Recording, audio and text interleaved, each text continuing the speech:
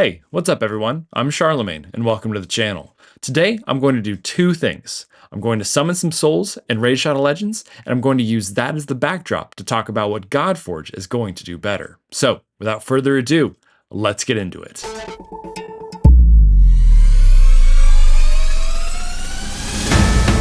So here we are with a backdrop that you won't be seeing very often on this channel. I myself am a Godforge content creator, but I also want to meet you, the gamers who are passionate about that game, where they're at right now. And seeing as we don't have content to be able to play and share around Godforge, I wanted to use probably one of the primary places where we've come from, Raid Shadow Legends, as a backdrop to talk about what we're looking forward to. So the Altar of Souls is lit up. The Mortal Soul Stones have an awakening boost, and so I thought there'd be no better time to talk about probably one of the most frustrating areas of Raid, and that is Souls and Soul Stones. Man, my account is okay when it comes to souls. In fact, I can show a little bit off on my champions in terms of the kind of the souls that I have. A lot of these souls are going to be like earned from events, but you can see that I do have a couple of lucky ones here. Like I have Urost 6-star, I have Nishak the 6-star, Thor, I got 5-star and then, purchased the 6-star. This is a 5-year free-to-play account, and this is where I'm at.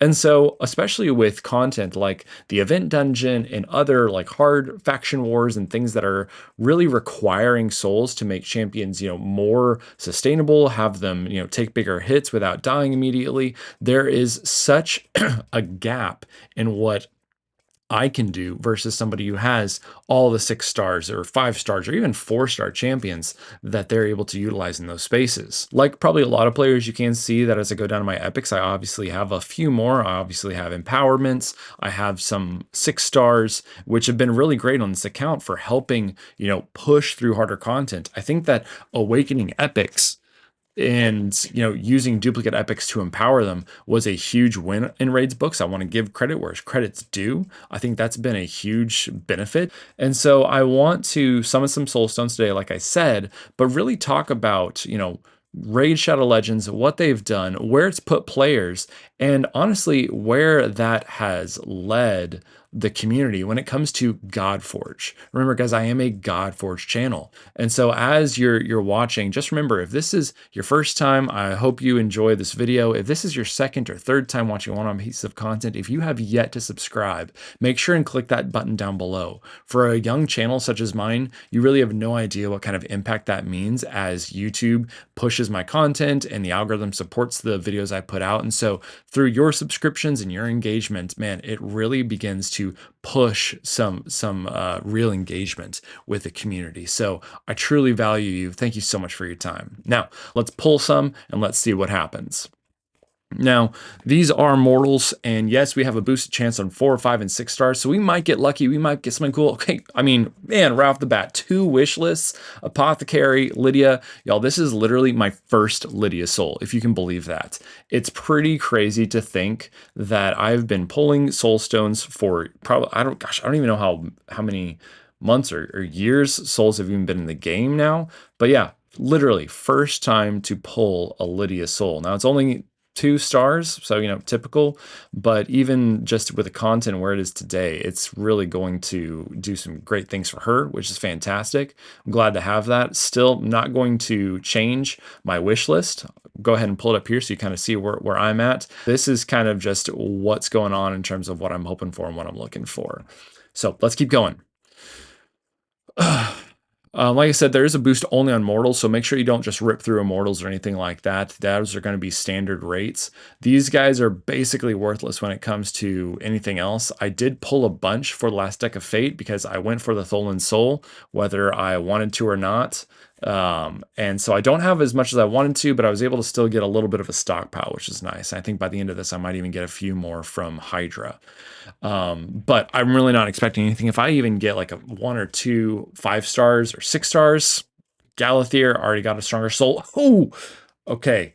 I think that's actually an improvement. Let's go. Okay, 5-star Whisper. Let's check it out. Get out of here, apothecary.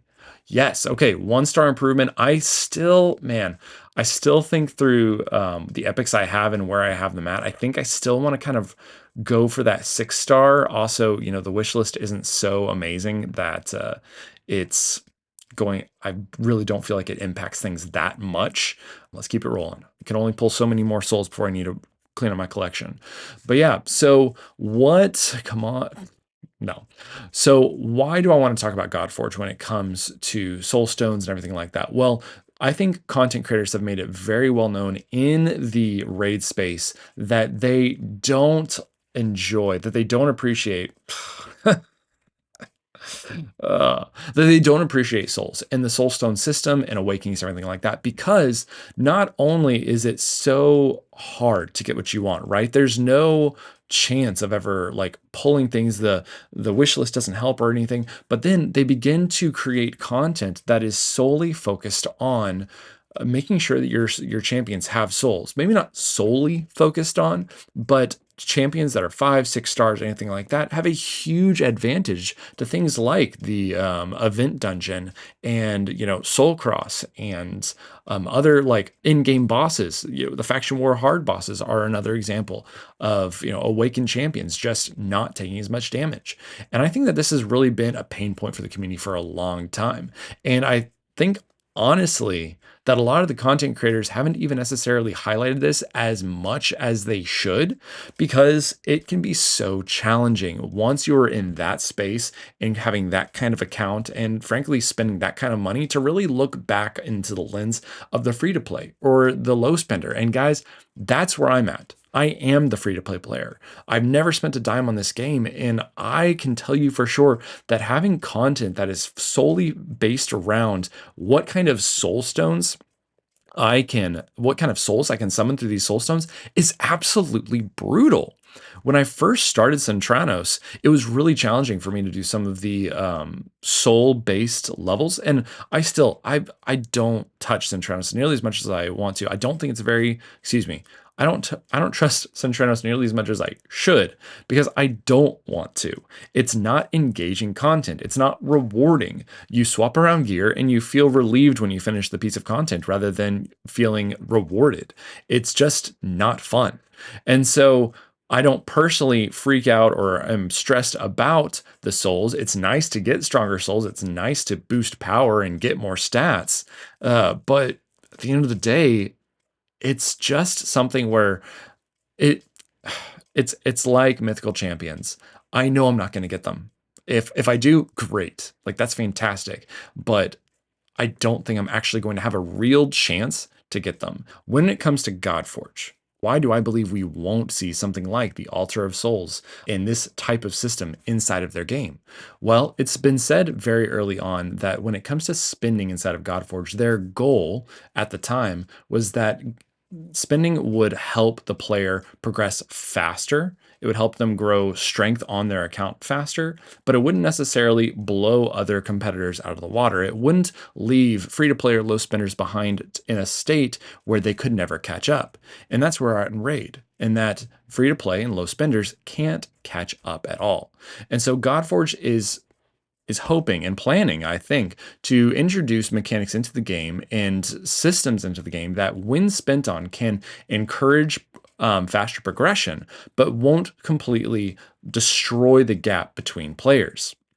And so we know that we're going to see not awakening. We know we're going to see like a use of a duplicate system in Godforge, probably even if not in the alpha, very close to launch, if not at launch entirely, because it's come out and shown that duplicates are going to be able to be used to empower champions to be stronger. So I don't believe that we're going to be seeing these types of styles of mechanics inside of Godforge for that very reason. They want to create a game because, remember, they are a business. They're going to create a game that encourages, oh, a 6-star Wuji. I will actually probably use that.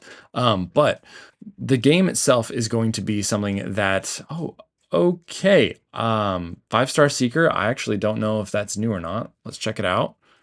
Oh, man, it already is. How sad. 5-star Seeker, and I get nothing from it.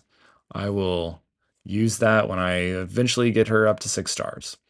Um, But we're not going to see this inside of Godforge because of what they've said and the type of game they want. They have created content on Raid. They have pulled souls all the time, and they have said time and time again how frustrating it is. I remember the soul videos that Saf has done in the past, and he's always says that he always gets one really good thing for every soul summoning, but it's always just this large bulk of things. But it's not actually enough to really progress his account, and so it can be very frustrating to do that. And seeing as he is quickly, it seems that he is quickly becoming one of the primary voices in design and how the game is being built. At least that's what I'm picking up on.